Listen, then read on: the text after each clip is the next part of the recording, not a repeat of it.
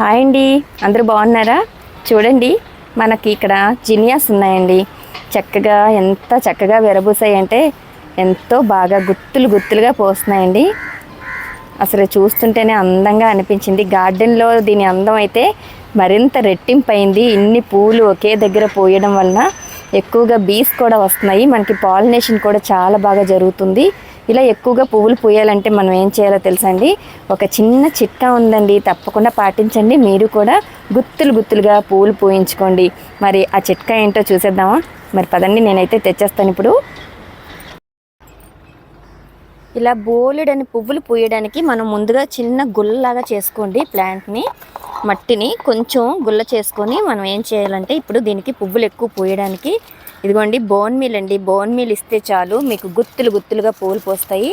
ఇది పెద్ద టబ్ అయితే 2 స్పూన్స్ వేసుకోండి, చిన్న టబ్ అయితే 1 స్పూన్ చాలన్నమాట. ఇలాగా మట్టిలో ఇచ్చేసి చక్కగా మట్టిని కప్పేసి వాటరింగ్ చేసేస్తే చాలా చక్కగా పువ్వులు పోస్తాయండి. దీనికి మళ్ళీ వాటర్ చేసేయండి. చక్కగా ఇలా గుత్తులుగా పువ్వులు పోస్తాయి. ఎంత బాగున్నాయి చూడండి. నచ్చితే లైక్ చేయండి, మన ఛానల్ని సబ్స్క్రైబ్ చేసుకోవడం మర్చిపోకండి. బాయ్ అండి, మళ్ళీ మంచి వీడియోలో కలుద్దాం.